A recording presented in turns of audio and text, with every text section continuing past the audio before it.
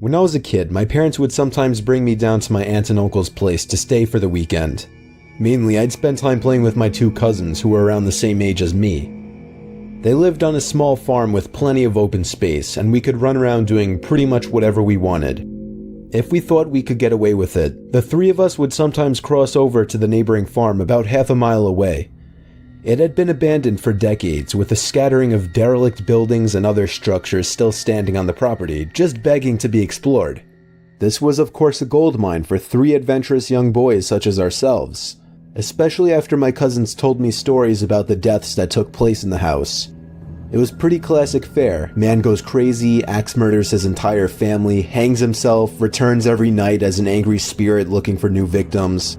Good, grisly stuff.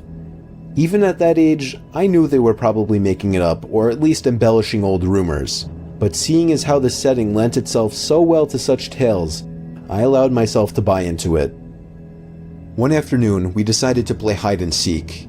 When it was my turn to hide, I ran off for a flimsy brown barn that had living quarters on top and climbed the stairs looking for a good spot.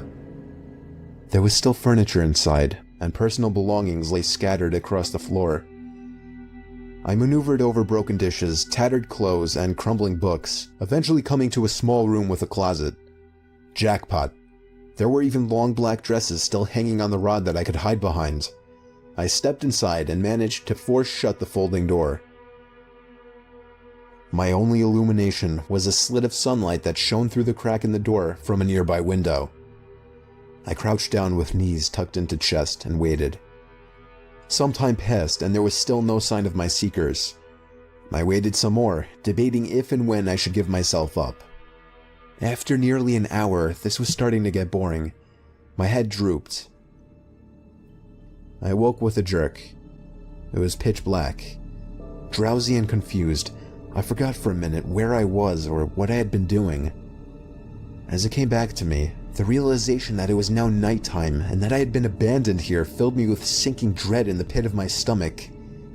I tried to get up, but a sudden cramp in my calf kept me grounded. I squirmed about, waiting for it to pass, when I heard a door slamming shut downstairs, and instantly froze. One of my cousins? There was a brief period of silence, then footsteps at the bottom of the stairs. But not just footsteps, a thud too. After every other step. These weren't the footfalls of a child. They were slow, heavy, deliberate. I held my breath, praying they would go away. They did not. The noises continued to ascend.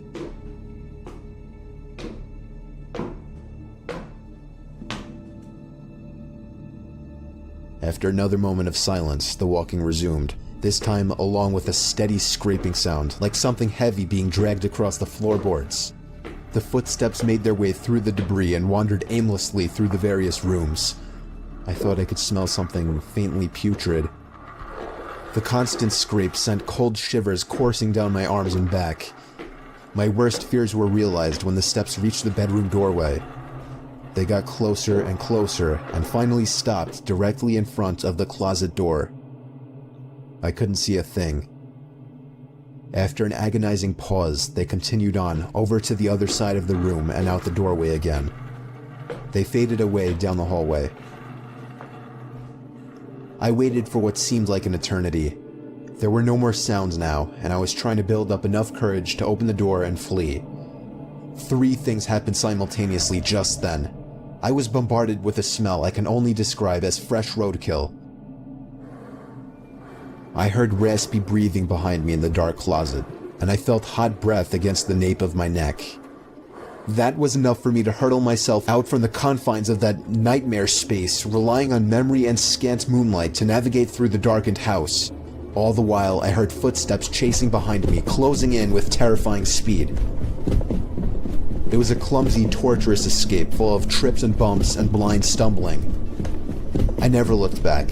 At least, not until I had burst out the front door and into the country night. And when I did turn around, I saw absolutely nothing. There were no more footsteps and nobody was chasing me. That didn't stop me from running though, all the way back to my aunt and uncle's house. There was a police car in the driveway when I got back. My parents were there too, worried sick. Everybody demanded to know where I had been. Apparently, when my cousins still hadn't found me by evening, they'd returned home to tell their parents. Eventually, the police were called in and informed me that they had already scoured every building on the farm. The insinuation that I was lying about my whereabouts didn't go unnoticed. None of it made any sense. It wasn't until years later that one of my cousins filled in a final piece of the story. He and his brothers had spent hours searching for me like they said, but the part they didn't tell anyone was that they thought they spotted me in the window of the bedroom I was hiding in. And when they got closer, they saw that it wasn't me.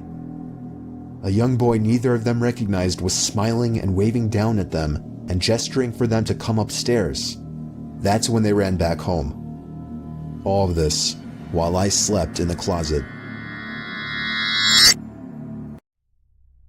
On Sunday, December 7th, 1958, around 1 p.m., the Martin family gathered into their 1954 cream and red-colored Ford station wagon and headed towards the Columbia River Gorge. Their intention was to collect greenery from the surrounding woodlands to use for Christmas decorations around their home. 3 hours later, the family stopped at a gas station in the city of Cascade Locks, 40 miles from their home, where they ate at Paradise Snack Bar in the city of Hood River, 20 miles further from Cascade Locks. So at this point, they were about 60 miles from home. Their waitress at Paradise Snack Bar confirmed that all appeared normal with the family, and they left the restaurant around 5 p.m., which was already found weird by many, as Ken Martin was known to avoid driving at night due to his eyesight. This was the last time any sightings of the Martin family could be verified. On December 9th, Ken's boss reported him missing, as he had not shown up to work, something that was extremely out of character for him. That same night at around 11 p.m., police arrived at the home of the Martin family. There were no signs of a break-in or foul play.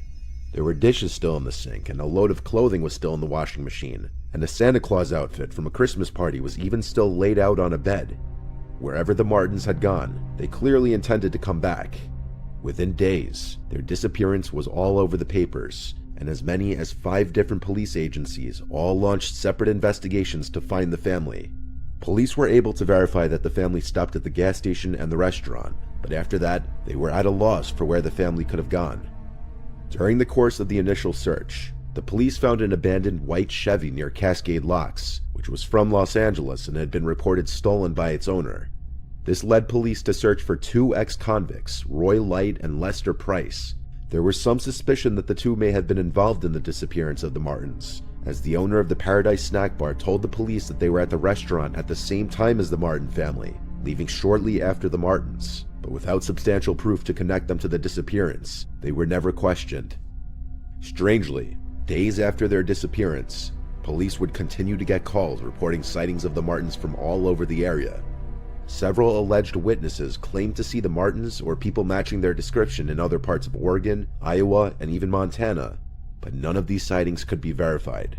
2 witnesses claimed to see the Martin station wagon around dusk parked under the Bridge of the Gods in Cascade Locks with 2 men standing next to the vehicle and speaking to the passengers inside, though this couldn't be verified. But if it was true, this was the last known time they were seen alive. Many came to believe that they had accidentally driven into the Columbia River. Pretty soon, though, a very important discovery in the investigation was made, when tire tracks were found leading to a cliff above the river, and cream-colored paint chips, consistent with the color of the Martin station wagon, were found on the rocks below. The location of the tracks suggested that an accident was unlikely, as the spot was not close to the road. Efforts to search this portion of the river, though, proved fruitless when 2 police officers shot down the idea, claiming it was too dangerous and that no divers should be sent down there, even though Detective Walter Gravin was told by 2 professional divers that this would be a good place to dive, and anyone who knows how to dive would have no trouble in this area.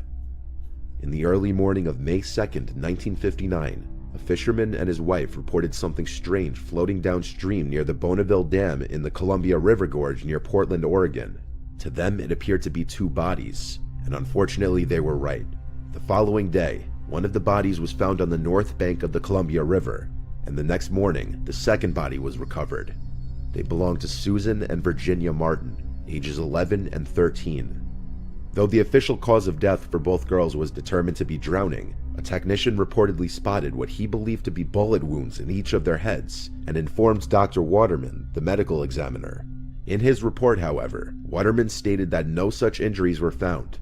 Likewise, no police reports or newspaper articles from the time indicated that any signs of foul play were present. The examination also revealed that both Virginia and Susan had eaten burgers and fries within 2 hours of their deaths, consistent with the testimony of the waitress from Paradise Snack Bar.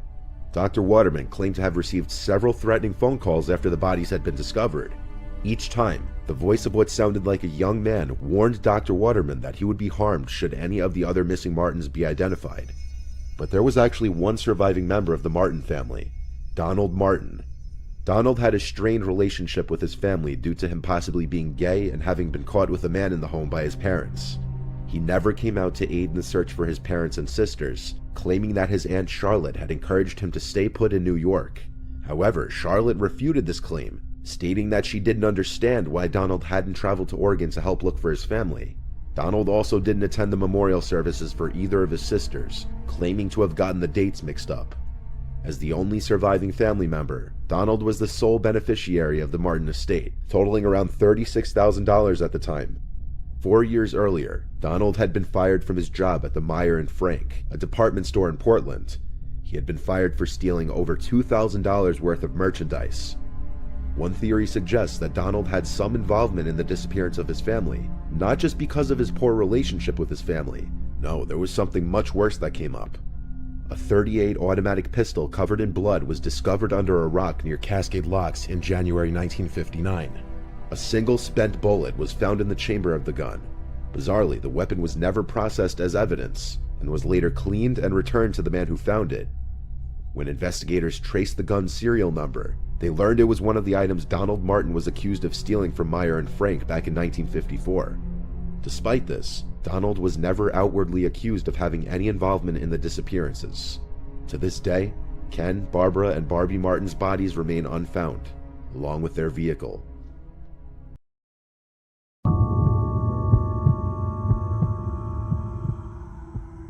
After breaking up with my first girlfriend when I was 21, I had been single for about a year. It was the first time I had been single in years, so it took some getting used to again. Eventually, I decided it was time to get back into the dating scene, so I started downloading a bunch of dating apps. One of the apps I downloaded was OkCupid, which was the one I used the most. I vibed the most with one girl I matched with named Brenna.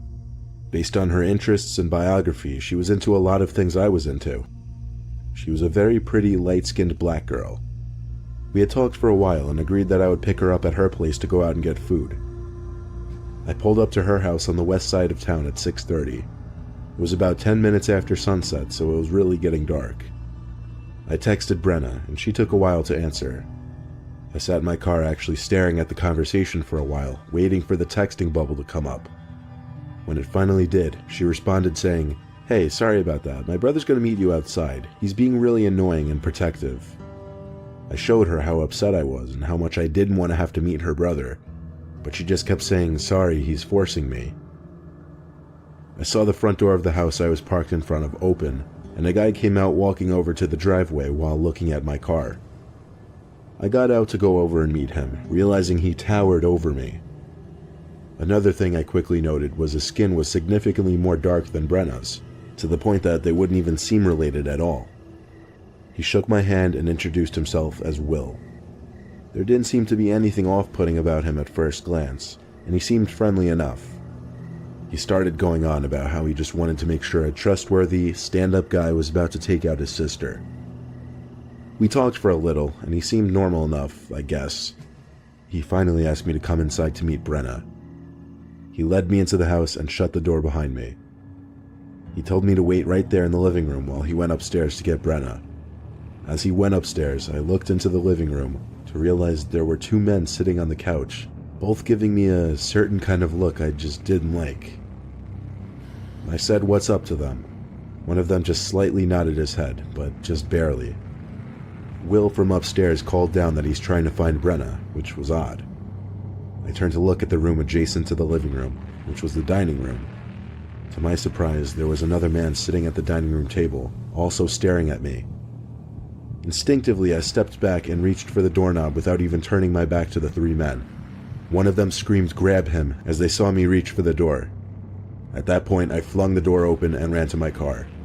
They weren't far behind. In fact, I made it into my car with only maybe a second to spare before they were outside my doors, kicking and hitting my windows, trying to break them. I was able to drive away down the block, but keep in mind this was on a public residential road. I have no idea how it didn't cause more of a scene out on the street. I made it home to tell my mom and dad what happened, still out of breath. They were in shock and almost didn't believe it, and they recommended I call the police. I did. I reported the house and the incident to the police. One of the neighbors vouched for my story anonymously because they saw the group attacking my car when I escaped. Police arrested 3 of the 4 men I saw in the house, one of them being Will, or whatever his real name was. The other guy couldn't be found or identified. I didn't stop using dating apps after that. I was just a lot more cautious from there on.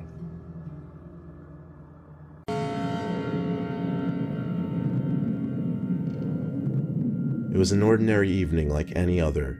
I was in my room watching TV while my mom was downstairs making dinner. I had my door shut as I usually did because I like my privacy. My room actually connected to the attic, because technically my room was never meant to be a bedroom, but it was made into one since I was one of 4 kids. So oftentimes I would hear little cracks in the ceiling just because the attic was right above my room, and there were heavy boxes putting constant pressure on the ceiling, so I was a little used to it. But there was one crack that was just too loud. So loud that it actually made me jump. I almost wanted to pull the attic door down and go up there, but I gave it the benefit of the doubt and assumed it was just pressure. That and the fact that I was also scared to go up there. I was scared of that attic my entire childhood, and I hated having it connected to my room. During dinner, I told my mom about the abnormally loud crack and expressed my fear to her. She told me there's nothing up there besides boxes, junk, and mice. She followed the mice part up with a smile to let me know she was kidding. The rest of the night after dinner, I stayed in my room watching TV and playing video games. Even after everyone went to bed, I was still playing, deep into the night. I had the volume lower so that I wouldn't wake anyone up. We had paper-thin walls in that house. I thought I heard another crack in the ceiling. Not as loud as the one from earlier, but still concerning enough to make me pause the game and listen. There was nothing now. I was having a bit of an adrenaline rush, so I grabbed the stepladder and pulled down the attic door. There was no light up there, you just had to use a flashlight to navigate.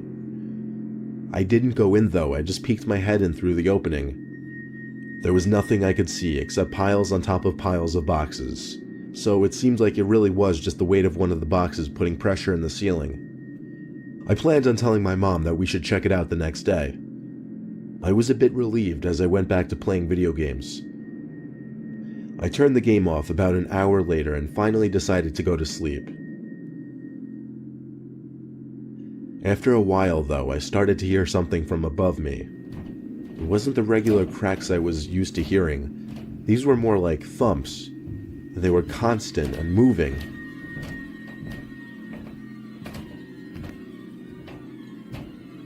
It literally sounded like footsteps. The thump stopped right above the attic door, and there was silence. I stared at that attic door so intently, waiting for something to happen, but when I saw the door slowly begin to lift, it didn't feel real. Even though I was expecting something to happen, I wasn't prepared for the door to actually open. I got out of bed as quietly as I could and tiptoed to my mom's room.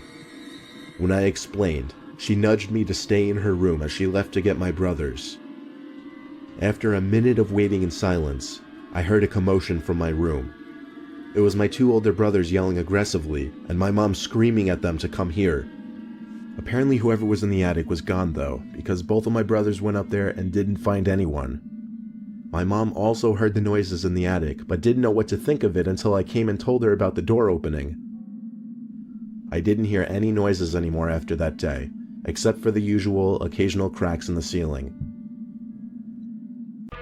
I'm 22 years old, fresh out of college, and I recently got a job at my old high school as a sort of computer intern in the school basement.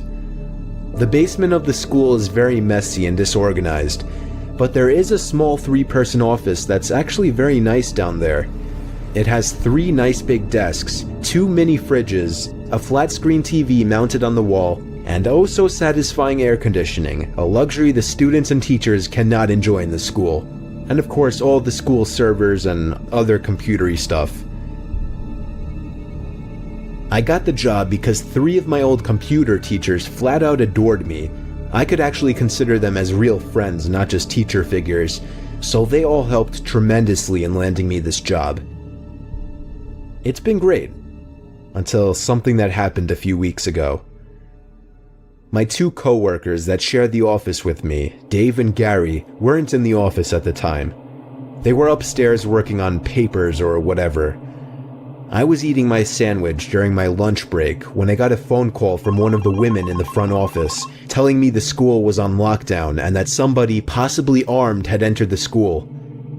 There wasn't much that I could do other than turn off the lights because, surprisingly, as nice as this little office was, it didn't have an actual door to it, just a big opening, and the door to the whole basement didn't even have a working lock.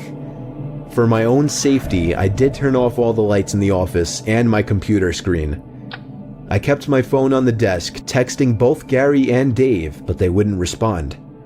I sat down there in the dark playing games on my phone for like 20 minutes, waiting for the call from up front to tell me to resume working. I had no idea what was happening. I couldn't hear what was going on upstairs from down here, but I was not allowed to make any calls until I was informed that the lockdown was over. Then the noisy basement door opened. As the creaking echoed across the basement and into my office, I sat up from my seat, wondering if I should call out Gary or Dave. I was eager to get some info from them. Someone then came running down the stairs and their footsteps were approaching my office. I pushed away my chair and crawled under my desk. Somebody entered the office but did not turn on the lights. There was just silence. I can't even describe the fear I was experiencing. I felt like if I made one sudden noise, I'd be a dead man. Suddenly, my phone dinged as I got a text message. I felt my entire world shrivel up and die at that one moment as I clenched my teeth in fear. Footsteps suddenly moved closer to me until I finally dove out from under the desk in capitulation, begging whoever it was not to kill me. And just then, someone grabbed my arm and pulled me up. It was some guy in a red plaid button-up, jeans, and a reddish-black cap. He told me, "It's okay, I'm just down here hiding with you." "What's going on up there?" I whispered to him. He kind of ignored my question and asked me if there's an exit down here. I told him, "Yeah, around that way." Before he could do anything else, I asked him, "Who are you?" There was a brief moment of silence before he started explaining he was coming in to pick up his son when a teacher told him to hide. After his explanation, I checked my phone and saw the text I received was from Dave. It said, "Dude, this is fucking crazy. Some guy with a gun shot Mr. Buckley. He's wearing a red shirt and a hat. Whatever you do, don't come upstairs." I was about to reread that text out loud to the man until I realized. I looked up and felt my stomach sink. The man seemed to catch on to my suspicious stare. Panicking, all I could think to do was to run for the upstairs. A gunshot echoed through the basement and I could hear the bullet ricochet off something metal in the darkness. But thank God the bullet missed me and I made it upstairs. Fortunately, police were waiting at all exits, including the basement exit, and caught the man the second he opened the door. More good news, our teacher Mr. Buckley survived the gunshot. It was later determined that the man and Mr. Buckley had some beef for whatever reason, but that was never revealed. All we know is that Mr. Buckley couldn't have done anything that would have warranted this kind of reaction. And I know that the sound of that gunshot will forever echo in my mind. It was supposed to be one of, if not the last delivery of the night for me. I was working at this pizzeria called Leonardo's. One of my bosses, Frank, was on the night shift with me. He would choose who does what delivery. We got an order for a couple regular pizzas. He gave me a piece of paper with the address on it and the person's phone number. This was in 2009. I didn't have a cell phone that had GPS, just a bare-bones flip phone. I also didn't have one of those garment GPSs. I still had to use an old-school book of maps to find my way around when doing deliveries. The name of the street that this house I was doing my last delivery for was something along the lines of Willows Road. I can't remember the house number, nor do I remember the name given for the order, but I do remember having the hardest time finding the place. It was in this really rural town with nothing but woods, farmland, and more woods. The lack of streetlights also didn't help. I had to pull over a few times and turn on the interior lights as I checked the map again. It was a very stress-inducing situation whenever I couldn't find a house. I was on a very quiet, dark, and confusing road when I decided to just call the number on the paper my boss gave me. The phone rang a bunch of times. It seemed that there was no answering machine set up to it. It had to have rung about 10 times before someone picked up, and I waited for someone to say hello. When no one did, I said it, and then a voice on the other end said it back. It was a low, deep, yet soft voice. I said, "This is the pizza guy. I'm just having a hard time finding your place." He explained that his driveway was easy to miss and looks like just a dirt trail. He talked in a very slow, monotone voice as he described the surroundings of his driveway to help me find it, and eventually I did. I turned my car onto this pretty narrow dirt path. It was definitely easy to miss.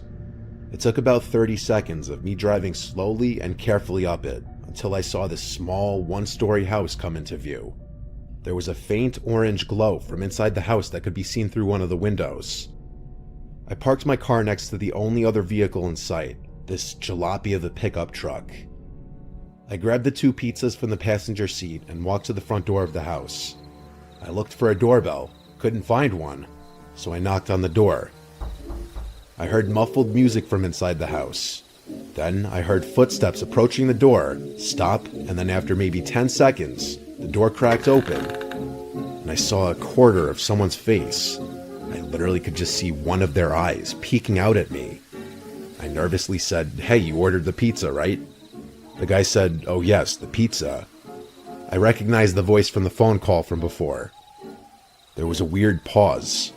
I didn't know what to say, except for, "Do you have the cash?" He said, "Yes, let me go get it." He walked away from the door, and I heard his footsteps move to another room.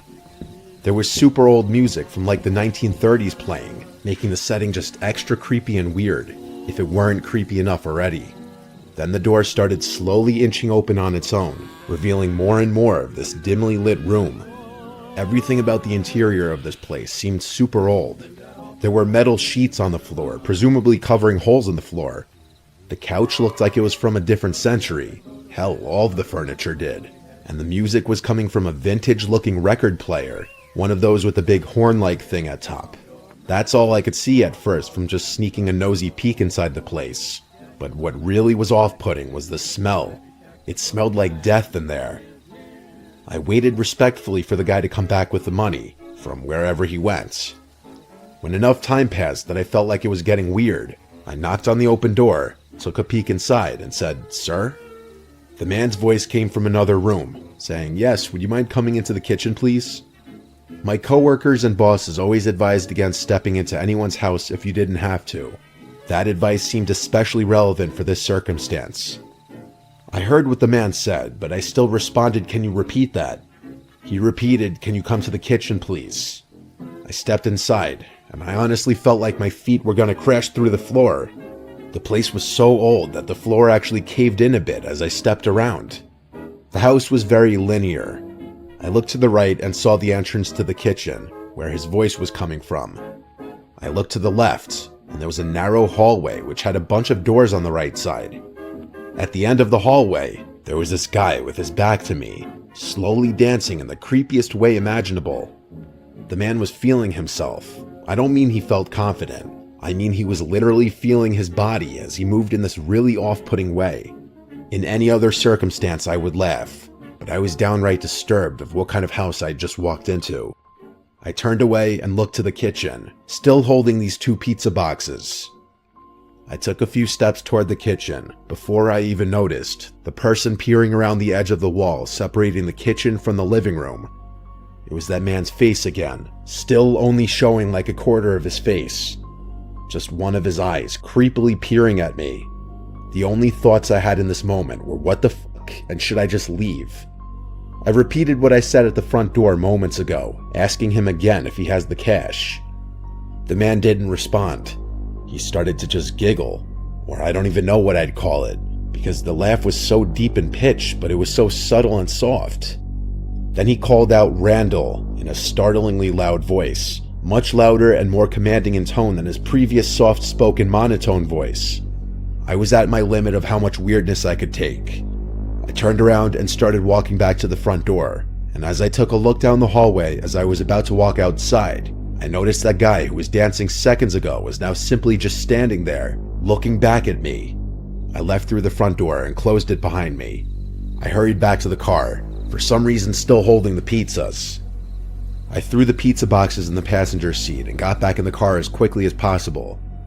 As I was backing my car up to clear the pickup truck next to it so that I could just do a 3-point turn, I did look back at the house, and the door was fully open again. My heart started beating even quicker at the thought that one of them was outside my car about to attempt to open one of the doors. Maybe they were, and I'll never know. But I managed to get my car down that dirt driveway and back onto the road. I had to return to the pizzeria. I called Frank to let him know what happened. He wasn't mad at me. When I got back to the pizzeria, everyone laughed when I told them what happened. I can honestly see how it sounds like a funny situation when explaining it to others, but it was not funny in the moment. Whatever was going on in that house wasn't normal, and I don't think they had any intentions of buying pizza. I've had multiple dreams where I would see that man's face just peeking around from behind a wall. After that, I didn't enter anyone's houses or apartments while doing deliveries.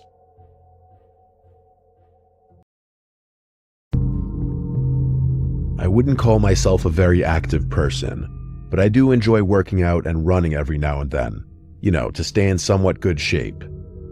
My friend Jay and I usually work out and run together, as Jay is always in shape and kind of trains me, if you will. Jay and I would often run late at night in my neighborhood since most of it is well lit, and I live in a decent area. However, we stopped running in my neighborhood 2 months ago after this happened.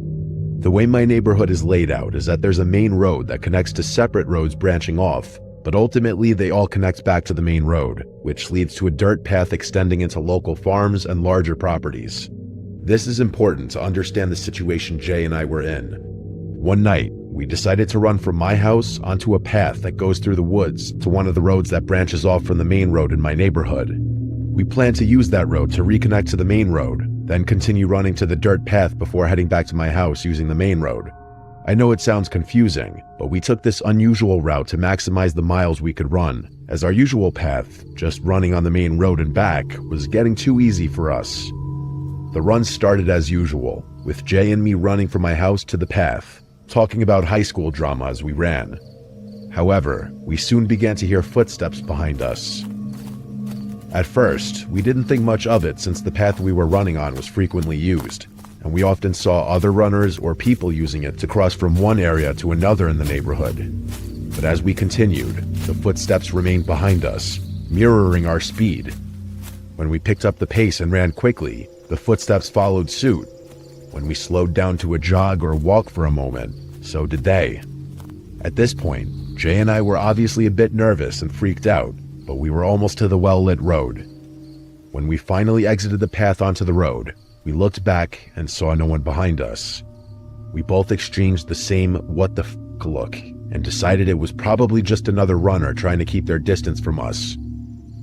We continued onto the side road that led to the main road of my neighborhood and followed the main road all the way to where it turned into the dirt path. At this point, we were both still feeling good and decided to push on, running further down the dirt path.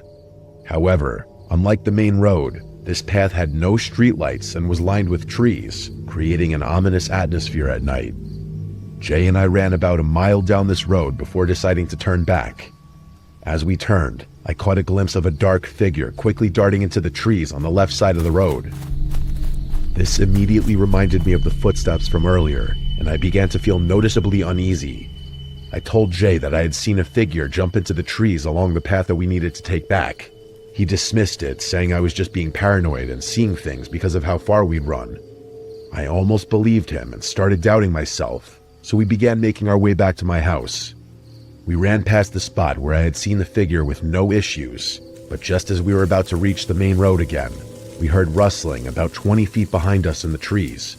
We turned around and saw a figure standing in the middle of the dirt road. The figure was facing away from us and was dressed in a black hoodie, along with very ripped and dirty khaki pants and black shoes. At this moment, I was more scared than I had ever been in my life. It felt like my heart was going to fly out of my chest. It was beating that hard. Jay looked at me, then back at the figure, and said, "What the hell are you doing?" but stopped mid-sentence when we both heard the person start laughing. It was an awful, cackling, cringe-inducing laugh. Then, as we stood frozen, the person turned to look at us, still laughing, before suddenly stopping. Now, he just stared at us with a glare that still haunts me to this day. His wide eyes and pale face burned into my memory. Jay and I exchanged one last look before running faster than we had ever run in our lives, sprinting the entire 2 miles back to my house. As we ran, we heard that terrible laugh again behind us, which only made us run faster. When we finally got back to my house, I threw up, then rushed inside through the back door, locking every entrance and shutting my garage doors. We sat there panting, still processing what had just happened, and swore never to run in my neighborhood at night again. If you're a night runner, always stay in well-lit areas and bring a friend, just to be safe.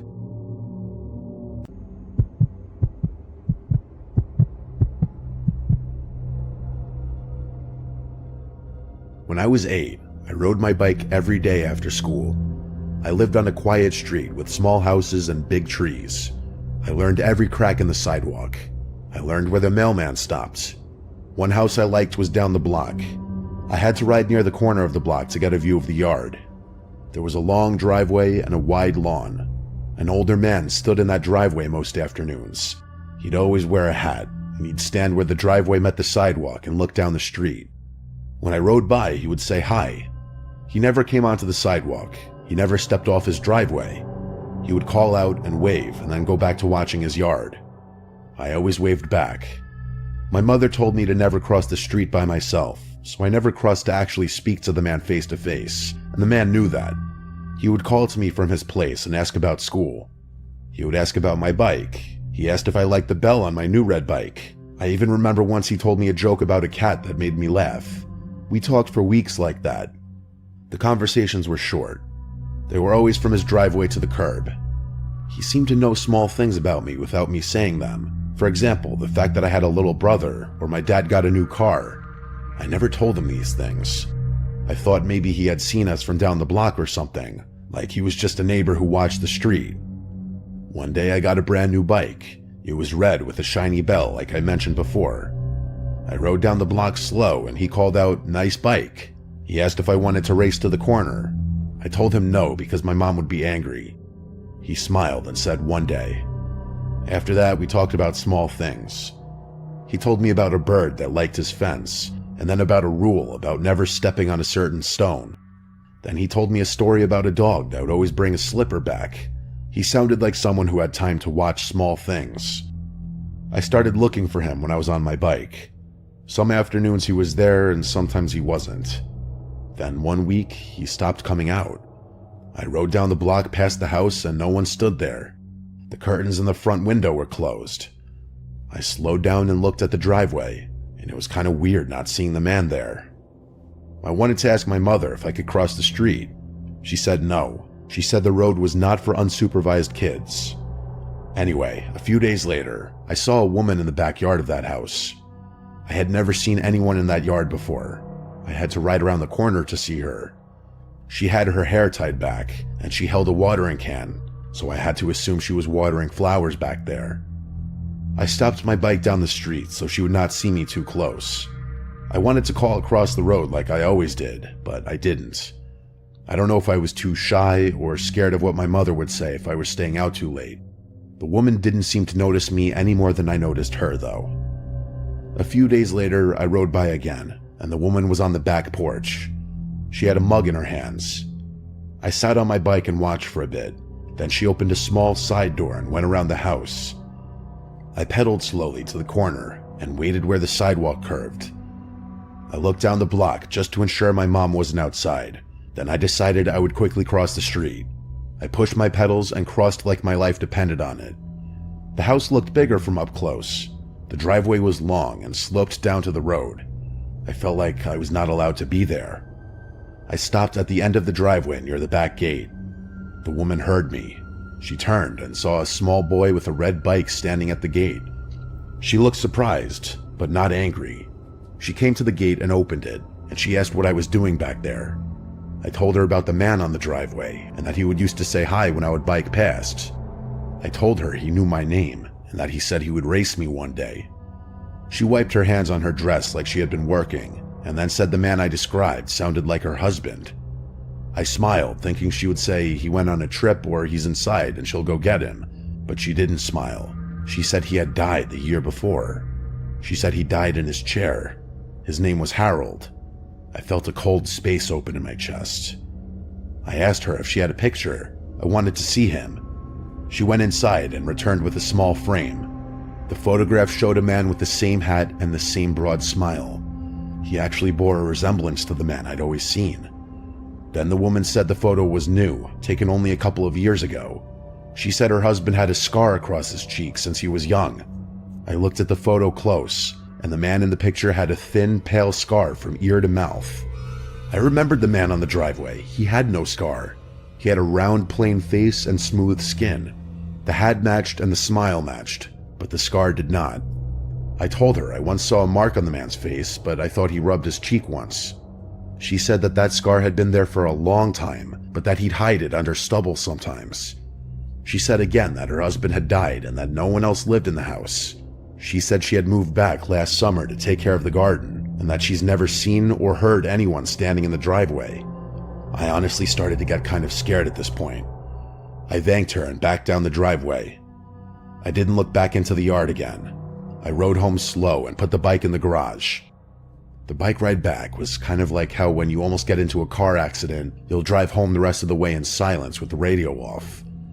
My mom didn't ask any questions when I got home. She just told me to be careful. That night I couldn't sleep. I thought about the man with the hat. I thought about his laugh and the way he said my name, and I thought about the scar in the photograph. The next day I went by the house and the curtains were open. Sunlight touched the porch and driveway, but no one stood in the driveway. I waved from the corner, but no one waved back, so I pedaled away. For a while, nothing else happened. I tried to forget.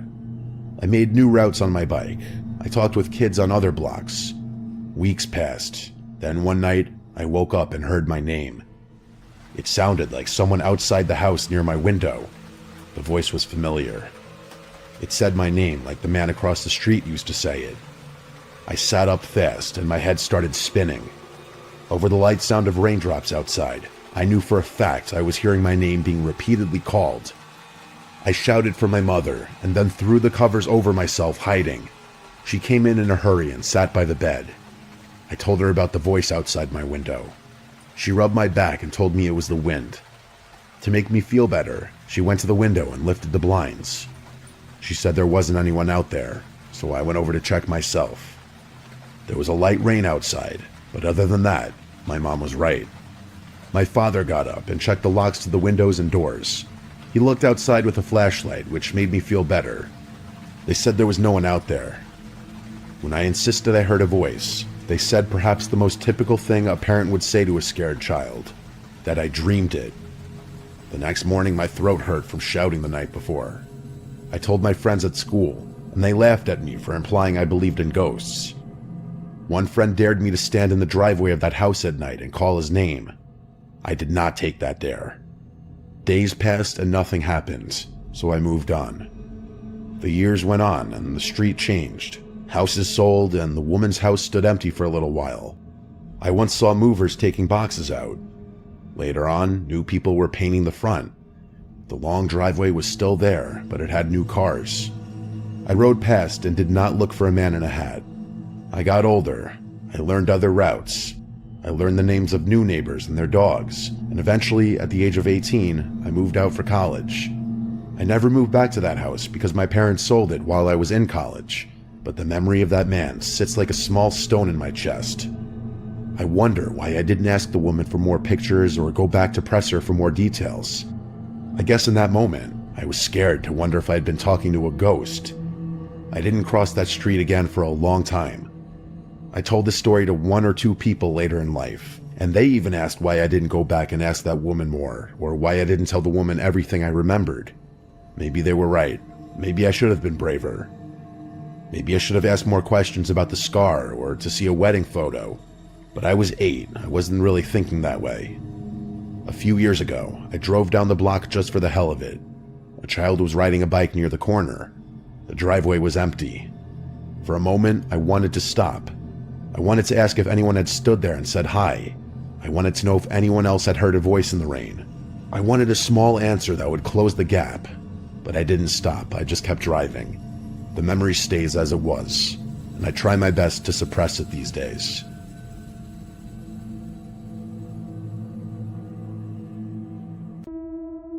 A few years ago, 3 high school friends named Beck, Matthew, and Tyler decided to explore a sewer tunnel in their neighborhood. It was winter and very cold outside. The tunnel was at the edge of their neighborhood, under a small creek next to some office buildings. These buildings were empty and dark at night. The boys had seen the tunnel before, but never went inside of it. It always looked creepy, and they joked about it, but deep down they were curious. That night, they finally decided to go in. They brought sleds with them, thinking it would help if someone asked what they were doing.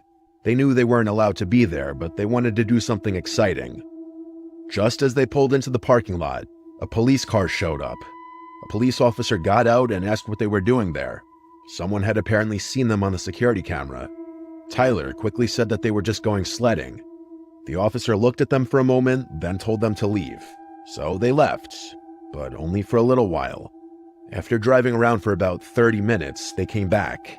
This time, they parked farther away, behind a building where no one could see them. They walked down a hill behind the buildings. They could see their breath in the cold, crisp air. They stood in front of the tunnel, noting how big, round, and completely dark inside it was. They turned on their flashlights and walked in. Inside the tunnel, the ground was dry. It was quiet, except for the sound of water dripping deeper in. The walls had graffiti all over them. Most of it looked old, but one thing caught their eye. A date was spray painted in large red numbers. 6/19/19. The paint looked newer than the rest, like it was done recently. That made them feel uneasy. Their flashlights weren't very strong and didn't shine very far. Still, they kept walking and acting tough, but deep down they were nervous.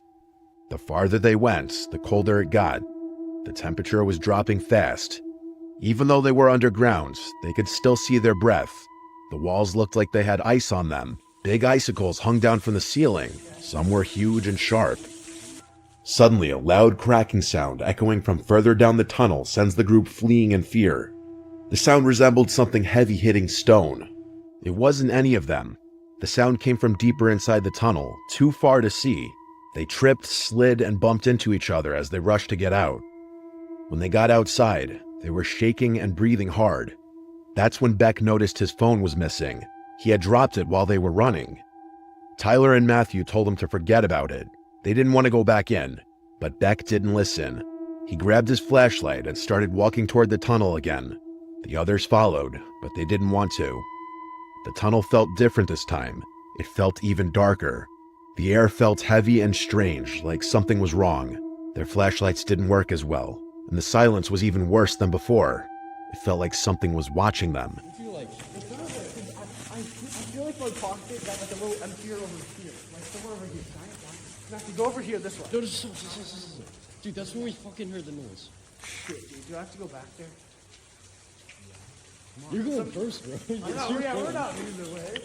Yeah, somebody else lead the way, please. No, it's your phone. At some point off camera, Beck found his phone. Afterwards, the group continued deeper into the tunnel investigating. And that's when they heard a sound. That rock. It must have hit like here.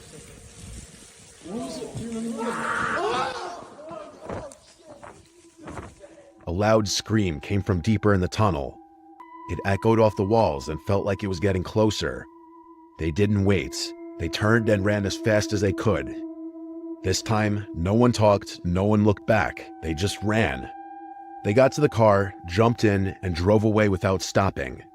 The car ride back was mostly silent. The three friends thought it was over when they all got home. They were ready to move on with their lives. But late that night, Beck's doorbell rang twice. This was at some off hour in the night.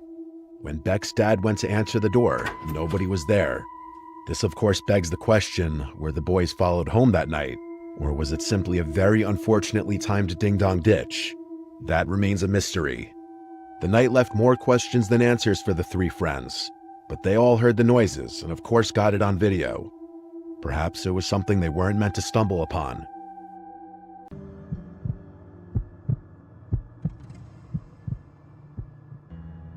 At the time of this story, I had already met a total of 3 people on Match.com. It didn't really work out with 2 of them, and the third one I dated for 4 months. After my breakup, I wanted to take a break from commitment and just find something more casual. And so I matched with a girl named Kylie, who I got along with decently well on the app. She seemed down to just come over to my apartment and hang out for the night. She showed up about half an hour later and seemed really quiet in person. We hung out in my room in the upstairs of my apartment for most of the night. We just talked for a while watching TV in the background. There were a bunch of awkward silences, but I did my best to fill them with new conversations. In the back of my mind the whole time I was thinking, are we gonna kiss? Does she expect me to move in for the kiss? How do I go about it? But hours of talking later, I started to realize there was something wrong with this girl. She became increasingly more emotionless. She was staring off across the room as she'd talk slowly, talking about increasingly deep and dark things. Then she said something surprising. She thanked me for allowing her to sleep over. Apparently, when I said she could come hang out for the night, she meant to literally stay the night. She got off the bed and asked what blankets she could use for the floor. I grabbed a couple blankets and pillows and made a sort of bed for her on the floor. She thanked me and then laid down on her side facing away from me. I guessed she was ready to go to sleep. I turned off the TV and closed my eyes. We didn't say a single word to each other, and I have to admit it was very awkward. I fell asleep probably half an hour after shutting the TV, but I awoke randomly in the middle of the night. I sat up and looked down at the floor and was able to see that Kylie didn't appear to be laying on the floor anymore. I flipped on the lamp and looked around the room. She wasn't anywhere actually, but just then I heard a voice downstairs. It sounded like it could be Kylie. All the walls in my apartment are paper thin, so noise travels quite easily throughout it. I quietly left my room and stood at the foot of the top of the stairs, listening for what Kylie could be saying. All the lights upstairs were off, but she was talking in a low voice. I just couldn't tell for sure what exactly she was saying. I figured she was on the phone with someone, but still, I went downstairs to check. I stepped into the dark kitchen, and there she was. But she wasn't on the phone. She was just creepily sitting in one of the chairs facing the wall. She seemed to still be muttering to herself. I was frozen. All I could say was, "Kylie?" She turned her head to me slowly, looked at me for a few seconds, then turned back to face the wall. I went upstairs quickly to my room and crawled into my bed to call my dad. I had to call at least 3 times before he finally picked up, obviously sounding concerned. I told him in a quiet panic that some random girl from online was staying the night, and now she was sitting in my kitchen muttering to herself like a crazy person. He sounded confused as hell, but told me to call 911 if she seemed like she was having some kind of episode to safely get her out of there. Then I looked up and noticed a figure standing by my bedroom door in the dark. It was Kylie. All I saw was the outline of her skinny body. She stood there for maybe 10 seconds. All I heard was my dad on the other end of the phone saying hello over and over. The next thing I saw was the silhouette of Kylie at my door suddenly charge at me in my bed as she began to scream. She lunged at me and put her hands around my throat, trying to choke me. However, I was able to quickly overpower her and hold her down against the bed. I screamed at my dad to call the cops. I was able to drag the insane girl downstairs by the time the cops came. The cops took her away to fill out a few documents. I think it's safe to say that you should always meet people from websites and apps in a safe, public place first. My friend Carlos and I would always go out shoveling people's sidewalks after big snowstorms to make some quick cash. In like 2013 or 2014, our town was in the midst of a blizzard. It was dark, windy, and snow was building up fast. Our school already announced it would be closed due to snow the next day. So with nothing to do that night, and it being only like 8 p.m., we went out with our shovels and started ringing doorbells offering to shovel sidewalks for cash. We got a lot of no's before we got our first yes. We made around $15 each on our first house. We made our way across the neighborhood. A lot of people weren't interested, and most people just wouldn't open their doors. We got a second house eventually, and made a little more money on that one. Then I remember a long gap between that house and the next house that would say yes. It was a small corner house, but usually corner houses would pay more. We rang the bell, and the door cracked open, but whoever was on the other side didn't show their face. They did, however, speak from the other side. A deep man's voice said, "Who's there?" I pitched our snow shoveling service to the man on the other side, requesting $40 in return since it was a corner house. There was a short silence. Then the voice on the other side said, "Oh yes, please, $40 is fine." There was a hint of nervousness in the voice.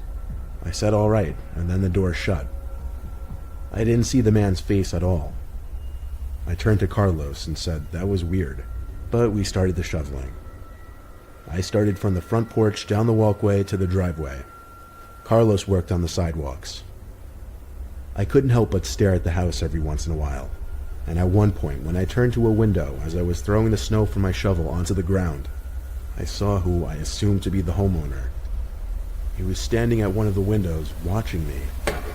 Could I see anything of his face? Not really. He was standing in a dark room. A little uncomfortable it made me, but I tried my best to ignore it and continue shoveling. Of course, I'd occasionally glance back, and he would still be there. Eventually, I finished the driveway, just around the same time Carlos finished the sidewalks. So we started our way back up the walkway to the front stoop. But before getting to the stoop, the door opened, and the man inside shouted, "Go around back." Carlos and I froze, looked at each other, then obeyed his command. We stepped through the snow-covered grass to the backyard gate. I opened it and pushed it through the rising snow, which was slightly difficult. Then, there we were, in the man's backyard, which had a small awning that we stayed under to get out from the falling snow. We waited by the back door, expecting him to come outside eventually with our money. We waited for over a minute and started getting antsy. I started pounding on the back door since there didn't seem to be a doorbell.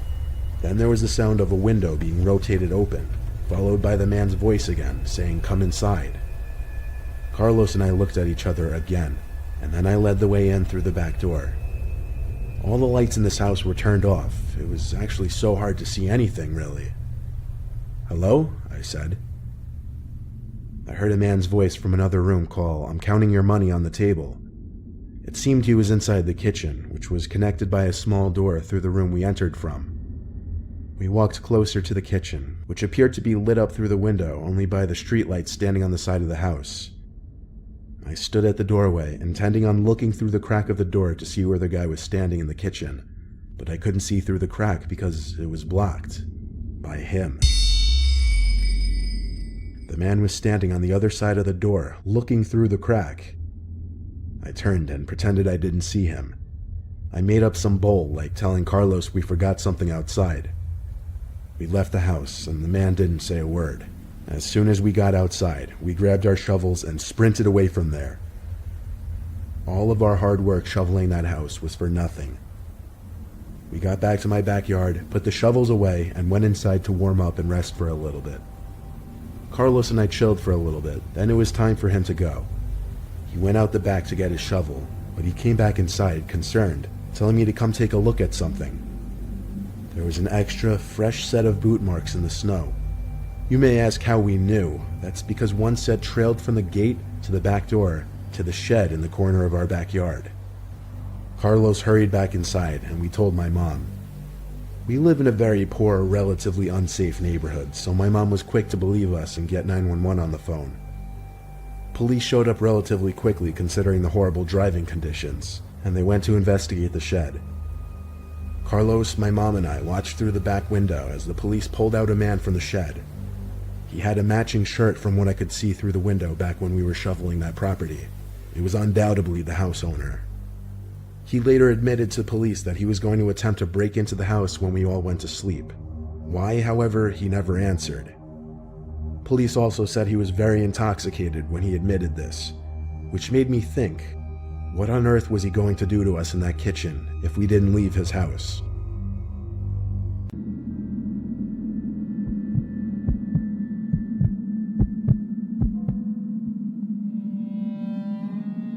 I've done a great deal of camping in my life, mostly solo camping out in the wilderness.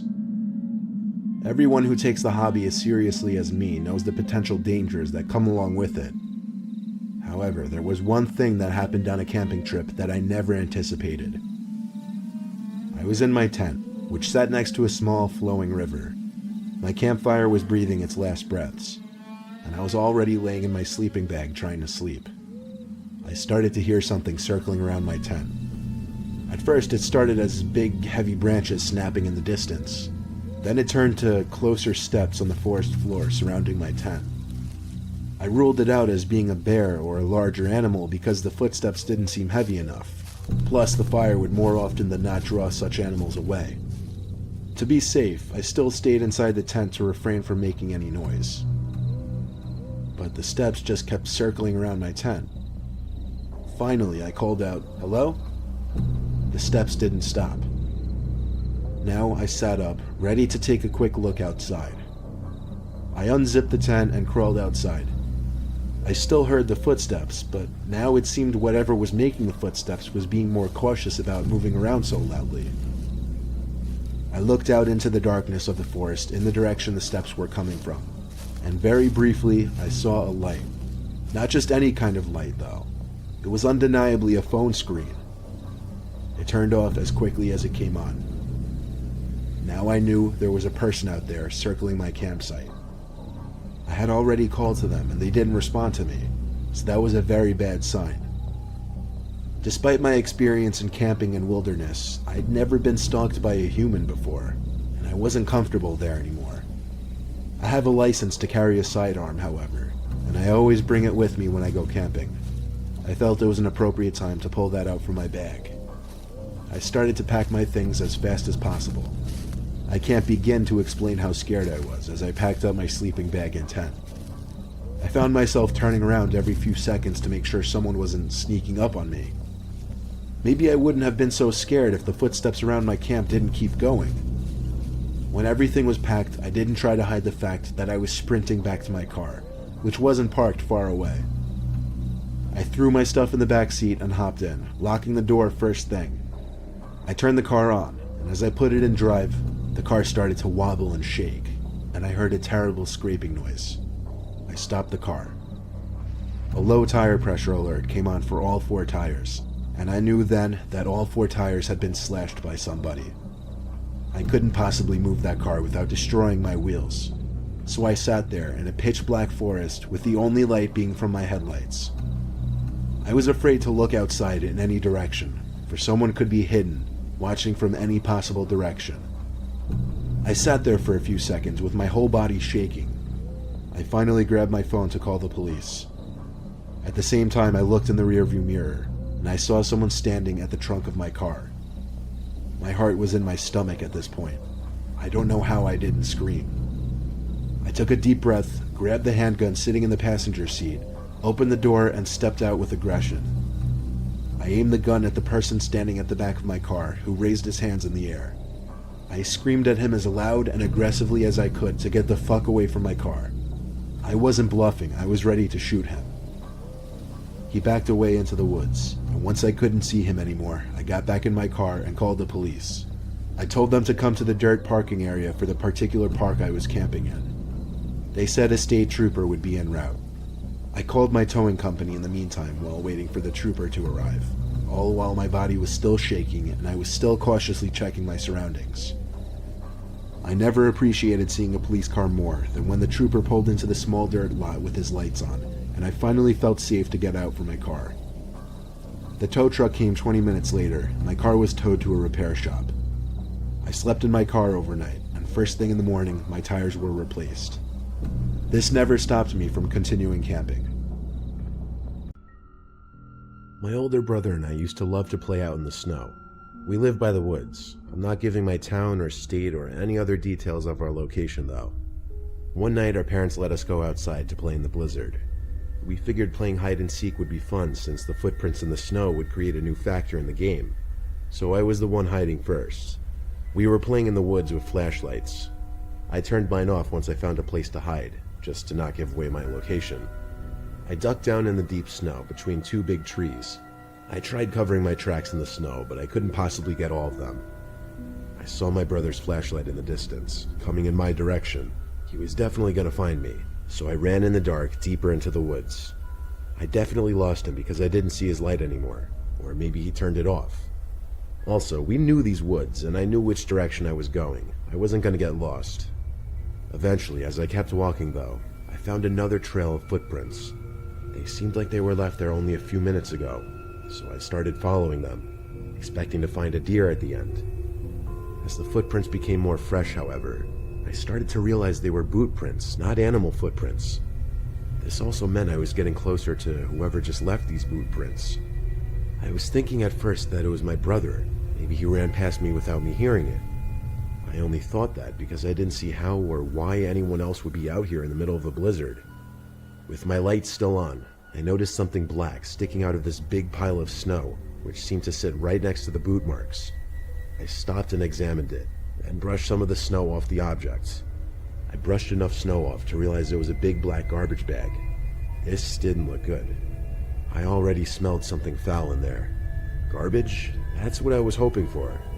I tried to find the opening of the bag, and eventually just gave up and tore the bag open with my nails. I gagged the instant I saw what was inside. A decomposing human body. When I say gagged, I'm talking coughing loudly and uncontrollably in shock and disgust, and I think that gave away my position to my brother, because pretty soon his light started shining on me. I turned to him, his light in my face, and made a hand motion signaling for him to run, like go home. Rightfully so, he was confused and kept approaching me, so I ran to him and told him to turn off his flashlight. I pointed at the bag and whispered what was inside. He didn't believe me, even after I begged him to just go home with me. He went to the bag to see for himself, and when he saw I wasn't lying, he put his hand over his mouth. As the older brother, he started guiding me and nudging me back to the house, trying not to make a sound. Though, as we moved, we kept looking back, thinking we heard footsteps in the snow behind us. We moved faster every time. He had to keep the flashlight on, otherwise it would be pitch black. Then, I think at the same time, we both looked back after hearing a footstep again, and saw about 50 feet away or so, there was someone standing there, right in the light of my brother's flashlight, watching. From there, we ran all the way back home. The man yelled something at us, but neither of us could make out what he said. We got back to the house 2 minutes later and told our parents, who called the police to report the dead body. The police came and asked us a bunch of questions. Then they sent out a search team based on our description of the location. They didn't make us go back out there. The search turned up no results, but they resumed the next day in the daylight, which was when we were asked for assistance in retracing our steps. We did the best we could, but the body was never found. It wouldn't be much of a surprise if whoever was out there moved the body after realizing there were 2 witnesses. We were literally just little kids when this happened, and we were still being followed by possibly the person who hid that body there to begin with. I still wonder if we just narrowly escaped with our lives.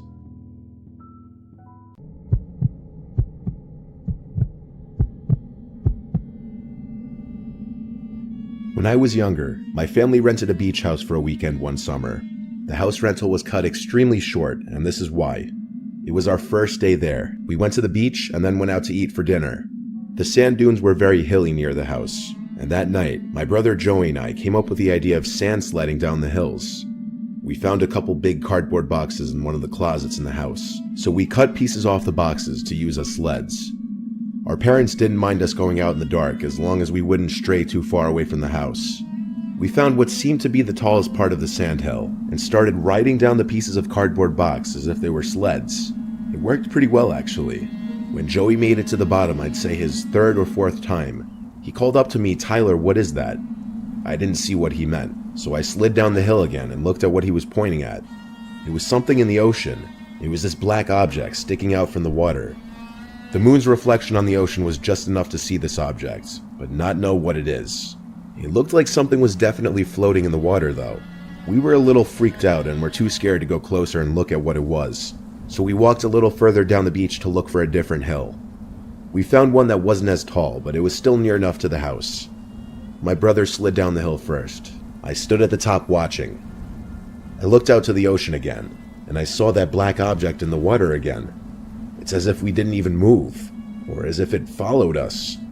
I yelled at Joey to look at the ocean again. He looked and probably saw it right away, because he ran up the hill to me freaked out. We were discussing what we thought the thing could be.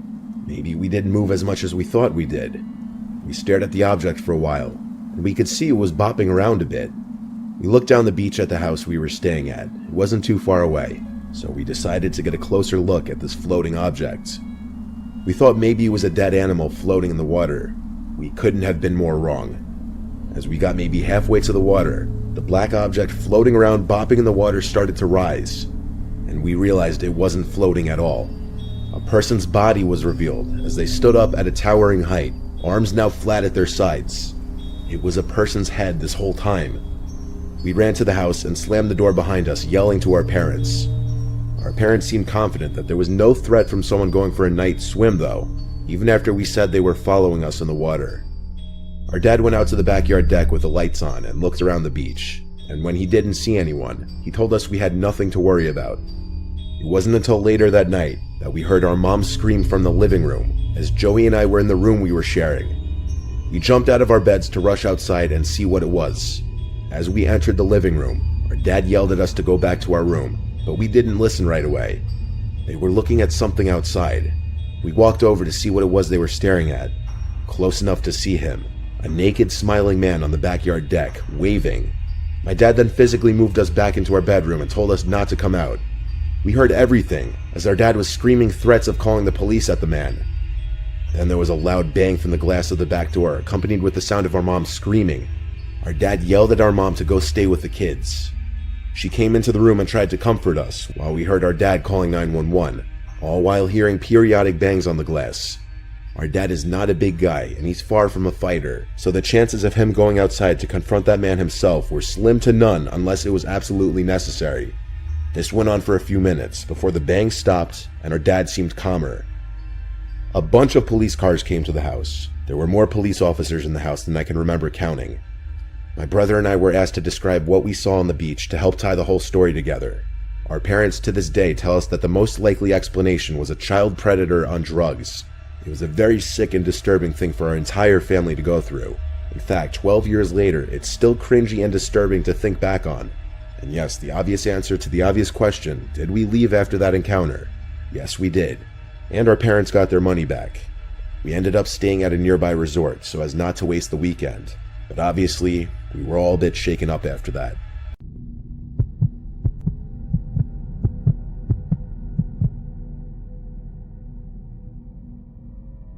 I'm 25, and I had been going to the same LA Fitness in my town for a few years.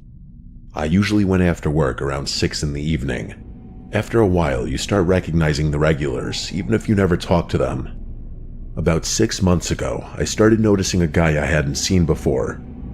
The first time I really noticed him was during one of my leg days. I was doing squats, and when I finished a set, I looked up at the mirror in front of me and saw him sitting on a chest press machine behind me. He wasn't using it. He was just sitting there leaning forward with his elbows on his knees looking straight ahead. But when I started another set and looked up again, he was still sitting in the same position, now staring in my direction. When our eyes met, he quickly looked away. The next time I saw him was a couple days later. I was doing shoulder presses and noticed him sitting on a lat pull-down machine across the room. Again, he wasn't using it. The weight stack wasn't moving and he had been sitting there the entire time I was working out. Every time I glanced over, I caught him looking at me before he turned his head away. After that, I started noticing him almost every time I went to the gym. The weirdest part was that I never actually saw him work out. He would just sit on machines or benches but never move the weights. One night, I was doing squats again when I noticed him behind me holding his phone up in front of his chest. It was angled directly toward me. For a second, it looked like he was recording. The moment I turned around and stared at him, he lowered the phone and looked away.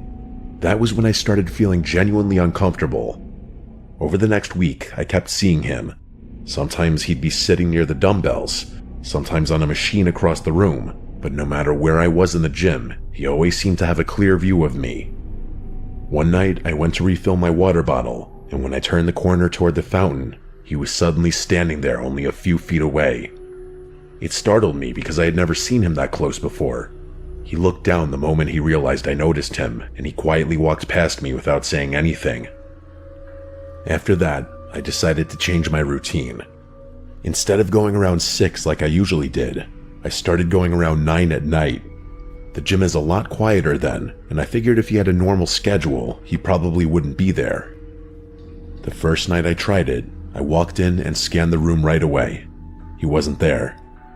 The same thing happened the next few nights. I thought maybe I had solved the problem.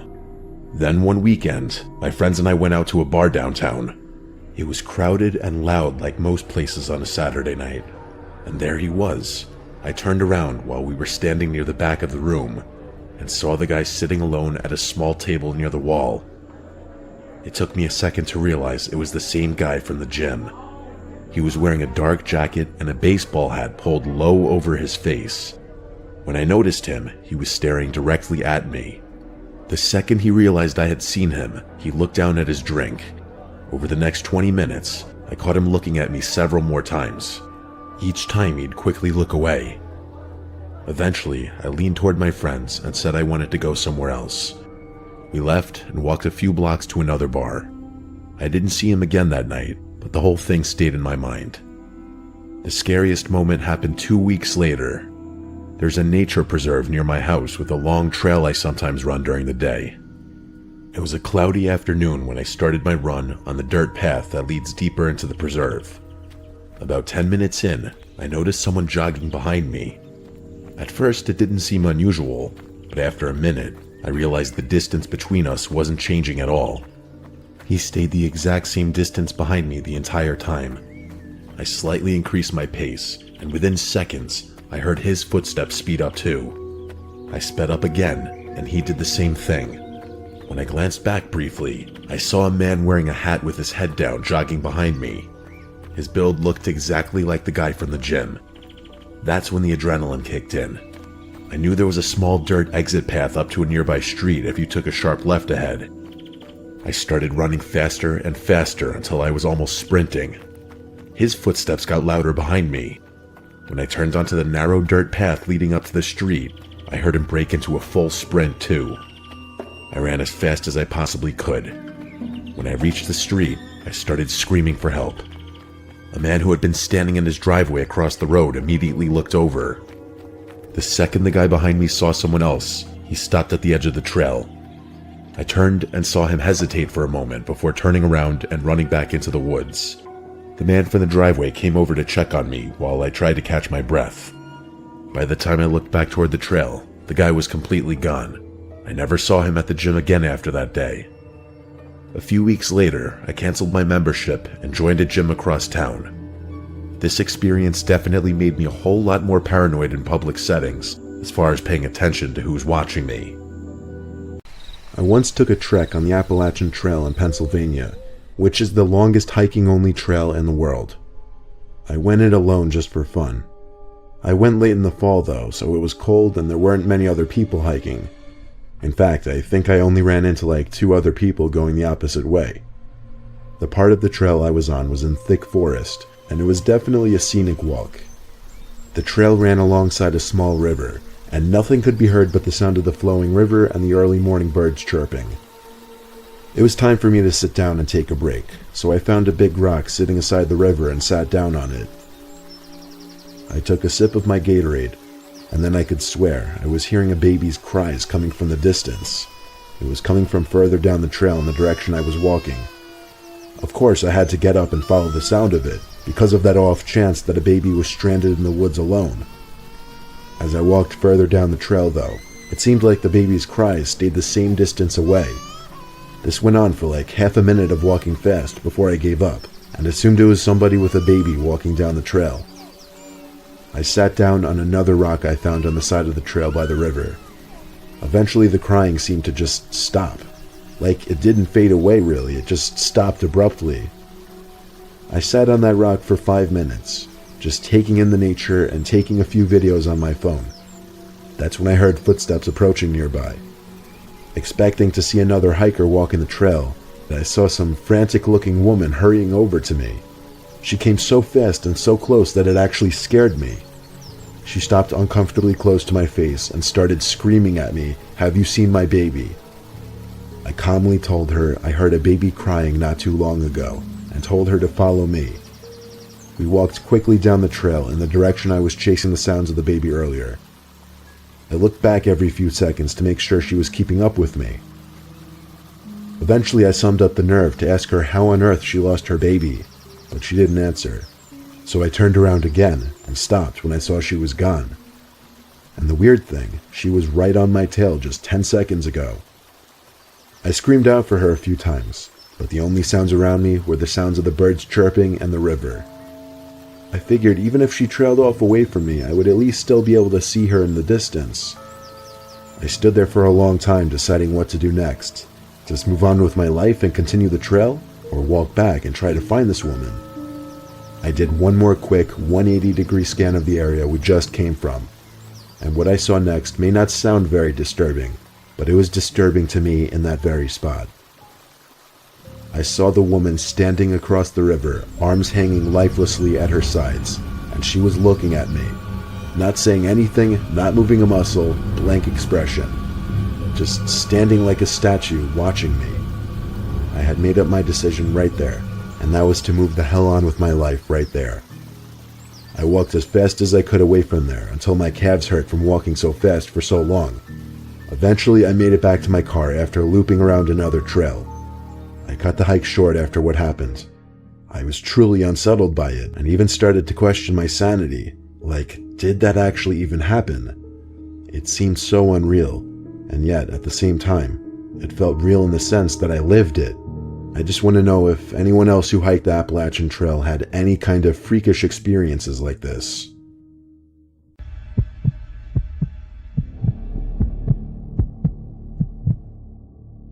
When I was 20, my girlfriend Stevie and I wanted to go to this local beach fireworks show for the 4th of July. However, all the main beach parking lots were completely full, and it was absolute chaos trying to find parking. Eventually, we ended up driving further down the road to a less crowded, almost empty parking lot. People were parked in the lot sitting on beach chairs in the parking lot, apparently ready to watch the show from there, but Stevie and I didn't want to do that. We walked onto the beach with our blanket and drinks. We had to cross a tunnel under the overpass to get to the beach side, away from the parking lot. The beach was surprisingly empty. Apparently, we were the only ones who thought it'd be a good idea to walk to the main beach. We started our long walk. We walked for literally 20 minutes until the fireworks started shooting into the air. We weren't that close, but it was better than nothing, and we were tired from walking. We had the beach to ourselves where we laid down the blanket. We were literally just making the best of the situation. The fireworks show was decently long. About 10 minutes into the show, I heard voices from behind us. I turned around and saw a few people in the distance. They were standing facing the fireworks, nothing strange there, probably just more people watching the fireworks show. We sat for another 10 minutes or so, around the time the show ended. We were being eaten alive by mosquitoes by that point, so we picked all our stuff up and started speed walking back. We passed a few tunnels, and although they all looked the same, we remembered that the one we crossed had 2 garbage cans right next to the left wall. I could see a young man approaching us from the darkness ahead. He greeted us and asked us for help. I slowed my walk, but didn't come to a complete halt, because I was instantly wary of this guy. He looked to be one of the guys I had seen in the distance earlier. He was pointing into the tunnel next to him, saying his friend was injured and he needed help, but that he didn't have a phone on him. Stevie seemed equally sketched out as me. I continued to inch away from the guy while holding her, gauging this young Hispanic man who appeared to be in his mid-20s. I asked him where his friend was, and he said in the parking lot beyond the tunnel. I looked into the tunnel, which was completely pitch black. There was no way in hell I was going through there. This seemed incredibly off. I apologized and said we're in a hurry, and pulled Stevie along with me as we continued to walk quickly away. The man's tone changed to more annoyed, angry. He called me a piece of shit as we walked away. I didn't even turn around to acknowledge. I just whispered to Stevie to keep walking. I'd look over my shoulder every few seconds, checking if we were being followed by him, and eventually I realized we were. He, along with 2 other people, were tailing us from not far behind, already indicating that the man lied about his so-called injured friend. We were about to be jumped. I could feel it. I told Stevie to run ahead to the tunnel with the 2 garbage cans. I knew if we both ran, that it would probably trigger the group of men behind us to chase us. She moved ahead in a low-key, non-obvious jog. I realized the men behind me were getting closer. I wanted to give Stevie a little more time to get ahead to the car before I would book it. By the time I'd made it to the tunnel, I turned around again, and the 3 men were almost right on top of me now. One of them started shouting, "Hey, come here." Stevie was trying to call me, but I couldn't pick up. As soon as I got to the entrance of the tunnel, I felt that they were about to run up to me and grab me, so I booked it through the tunnel, and I heard their footsteps right behind me. I sprinted on the concrete wall barefoot, but I endured the pain in the heat of the moment, in fear for my life. I made it through the tunnel to the parking lot, which was lit up by streetlights, thank God, and somewhere in the tunnel the 3 men stopped chasing me. The parking lot was now empty besides 2 other cars, and my car, which Stevie was already in with the lights on. I ran to get in the car, and I looked back one final time to the tunnel, and saw 2 of the 3 guys standing probably 10 feet into the tunnel, watching. I got in the car, and we drove out of the parking lot and down the parkway, and honestly, I was never so relieved to see the taillights of a traffic jam from the thousands of people leaving the main beach parking lots. I have no clue if we were going to be mugged or murdered, but clearly those people were there that night with a plan. I'm glad we didn't fall for their trap.